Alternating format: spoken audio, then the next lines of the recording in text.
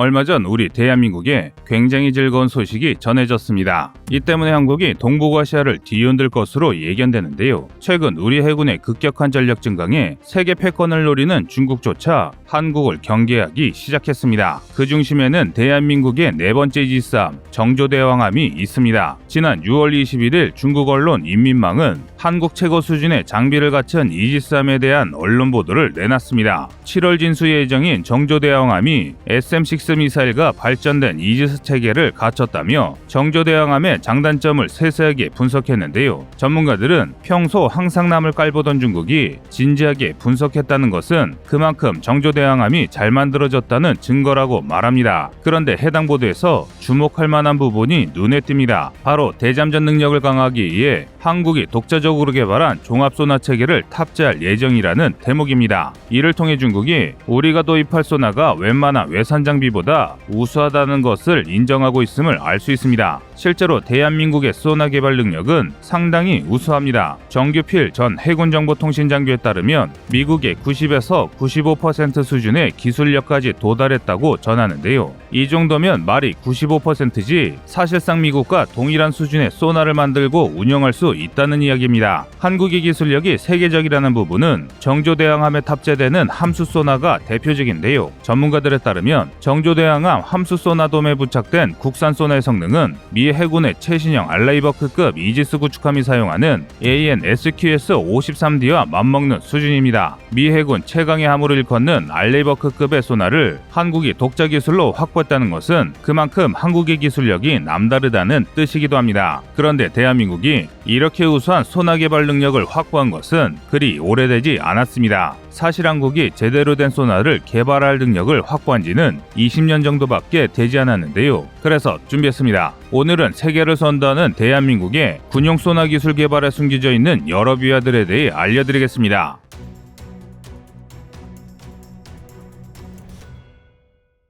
우리 국민들이 손꼽아 기다리던 대한민국 네 번째 이지스함의 진수가 눈앞에 다가왔습니다. 여러 언론 보도를 통해 이르면 7월 중으로 진수식이 열릴 예정인데요. 세종대왕급 배치2의 정식 명칭인 정조대왕급 1번함 정조대왕함은 길이 170m, 폭 21.4m에 만재 배수량이 11,000톤에서 12,000톤에 달하는 순양함급 이지스 구축함입니다. 4개 LM2500 가스터빈과 1.7MW급 연료절감형 전기모터를 통해 저속에서는 가스터빈과 모터로 운영하다가 고속에서는 추가로 가스터빈을 사용해 급속 기등이 가능한 콩레그 추진 방식을 채택했는데요. 이 덕에 최대 출력이 무려 35노트에 달합니다. 쉽게 말해 만재 배수량 1만 톤이 넘는 거함이 시속 60km 이상으로 주행이 가능할 정도로 기본 성능이 우수하다는 것입니다. 뿐만 아니라 정조대왕함에 달린 여러 무기체계도 그 성능이 상당히 뛰어납니다. 당장 탐지 추적 체계만 봐도 얼마나 우리 해군이 공을 들인 전투함인지 알 수 있는데요. 정조대왕함은 세종대왕함급 이지스함들에 비해 이지스함의 핵심인 이지스 체계가 크게 개선됐습니다. 베이스라인 7.1 수준이던 이지스 시스템 K에서 베이스라인 9사양인 이지스 베이스라인 K2로 교체됐습니다. 동시에 적탄도 미사일의 탐지 추적이 가능한 BMD 체계가 이식되어 있어 북한의 핵탄도 미사일을 탐지하고 격추할 수 있습니다. 또 무장은 더할 나위 없이 우수합니다. 미군에서도 최신 무기에 해당하는 SM-6 방공 미사일과 해공 단거리 미사일로 철벽 방공이 가능하고 한국형 초음속 대함 미사일을 운영할 수 있어 대함 타격 능력이 막강합니다. 그러나 이 모든 체계도 정조대왕함에 새롭게 채택된 소나 체계의 우수함에 비하면 3발의 피에 불과합니다. 정조대왕함은 다기능 선배열 예인 소나, 저주파 능동 가변 심도 소나, 저주파 선체 고정 소나를 복합적으로 채용해 수중에서 닥쳐올 수 있는 모든 위협에 대처가 가능합니다. 게다가 놀랍게도 이 모든 체계가 전부 국산입니다. 이건 정말 굉장한 일인데요.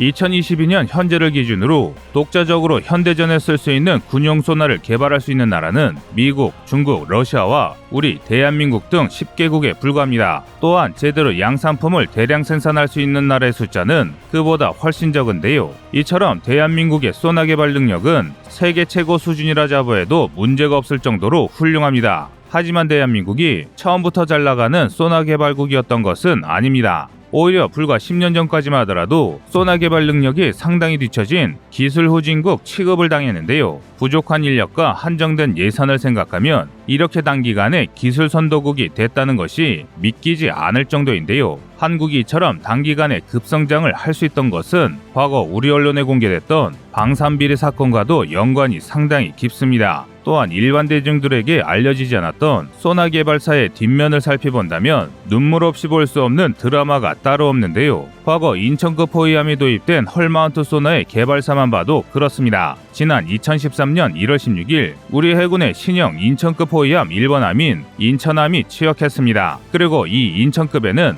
헐마운트, 그러니까 선체 소나를 고정하는 선체 고정식 소나 SQS-240K가 탑재됐습니다. 우리 손으로 만든 헐마운트 소나가 우리 군함에 처음으로 탑재된 역사적인 순간이었습니다. 헐마운트 소나는 음파를 발생시켜 적의 위치를 찾아내는 액티브 소나로 함정을 공격하는 적의 열에 대응하기 위해 반드시 갖춰야 할 장비입니다. 하지만 액티브 소나를 제대로 만드는 것은 그리 간단한 일이 아닙니다. 또 선체 하부에 소나를 장착하고도 제 성능을 내기 위해서는 소나를 보호하는 소나동을 설계하는 것은 더 어려운 일인데요. 그래서 소나를 개발할 수 있는 국가들 중에서는 일부만이 제대로 된 군용 액티브 소나를 만들 수 있습니다. 그러니까 2013년을 기점으로 우리 대한민국이 그중 하나가 된 것인데요. 그런데 이렇게 멋진 성과 뒤에는 아주 슬픈 이야기가 숨어 있습니다. 지난 2010년 3월 26일 대한민국 해군 역사상 최악의 오점으로 기록될 참사가 일어났습니다. 바로 천안함 침몰입니다. 미제 구식 소나를 무정한 천안함이 뜻밖의 폭침 사건으로 침몰하고 만 것입니다. 이는 적의 공격을 사전에 탐지하지 못하고 격침당한 한국 해군의 오점입니다. 이 사건 때문에 대한민국이 발칵 뒤집혔습니다. 우리 영해로 침투하는 잠수함을 잡아내야 할 초계함이 역으로 북한 잠수함에 당했다는 사실에 많은 국민들이 군의 무능을 질책했는데요. 하지만 우리 해군 입장에서는 상당히 억울한 일이었습니다. 천안함을 비롯한 포항급 초계함에 탑재된 AN SQS-58 소나의 성능이 상당히 떨어지는 데다 오랜 기간의 작전으로 제 성능을 내지 못하는 것을 우리 해군은 이미 인지하고 있었습니다. 또한 소나가 제 성능을 발휘하지 못하는 서해 복잡한 수중 환경이 겹쳐서 벌어진 참사였기 때문입니다. 많은 이들이 잘 모르는 사실이지만 소나가 있다고 하더라도 잠수함을 잡는 것은 그리 쉬운 일이 아닙니다. 관련 분야 전문가인 ADD 소나체계 단장에 따르면 소나로 잠수함을 찾는 것은 차량 통행량이 많은 고속도로 한복판에서 길 건너 산속에서 돌고 있는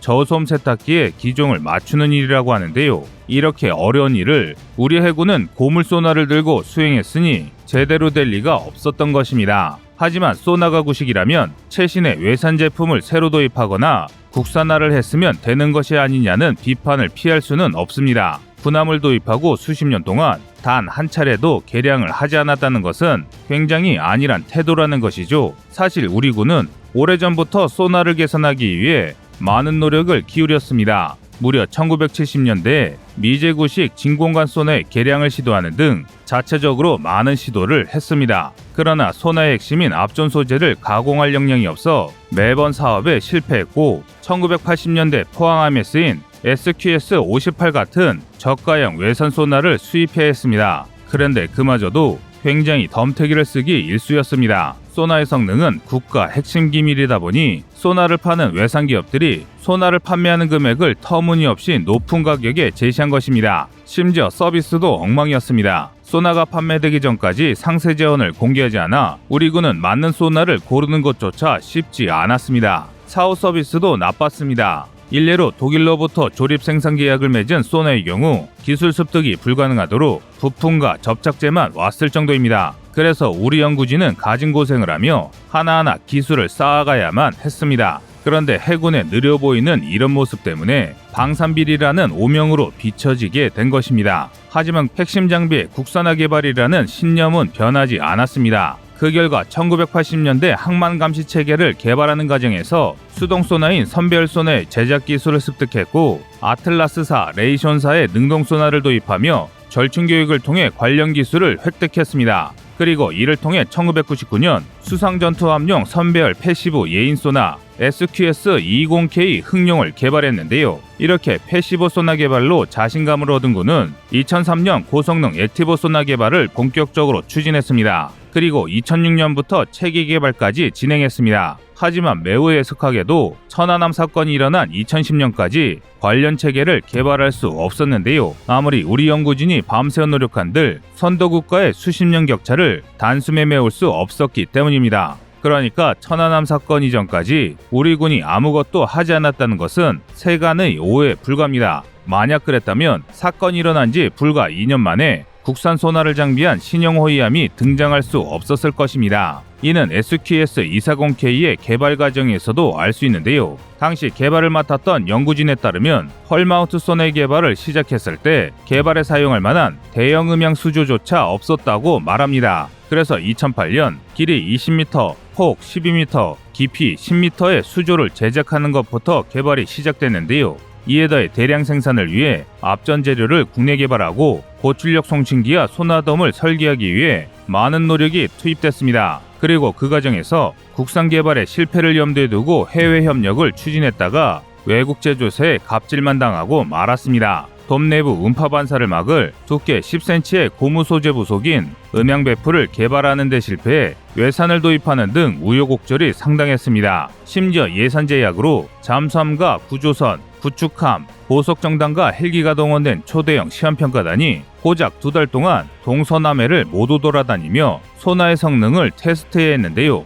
하지만 이런 고난에도 불구하고 목표했던 독일제 소나보다 우수한 국산 소나를 개발하는 데 성공했습니다. 당시 시험평가단장에 따르면 독일제와 비교했다가 성능이 떨어지면 어쩔까 하고 걱정했는데 오히려 한국 제품의 성능이 우수하게 나와 굉장히 보람있었다고 전했습니다. 2022년 7월 현재 곧 진수될 정조대양함에 탑재되는 함수소나는 이렇게 고생스럽게 개발된 SQS-240K에서 크게 진보한 차세대 음탐 체계인데요. 인천급보다 만재 배수량이 최대 4배나 되는 정조대양함의 구상선수에 탑재되는 만큼 그 규모가 상당합니다. 우리의 자랑인 세종대왕급 소나돔보다 무려 2배나 커졌습니다. 당연히 그만큼 성능도 우수합니다. 이처럼 한국은 끊임없는 국산화와 기술 개발을 통해 외산무기에 의존하던 무기종속국 대한민국을 자주국방이 가능한 선진군사 강국으로 도약시키고 있습니다. 여러분의 생각은 어떠신가요? 이상 꺼리투브였습니다. 안녕하세요, 꺼리투브입니다. 여러분의 가부나 성원에 힘입어 군사무기에 관심 없는 분들도 쉽게 이해하실 수 있는 대한민국의 육해공 군사무기의 숨은 비하 이야기를 책으로 엮었습니다. 하루 종일 검색해도 절대 찾을 수 없었던 비밀스러운 내용을 이제 책으로 만나보세요.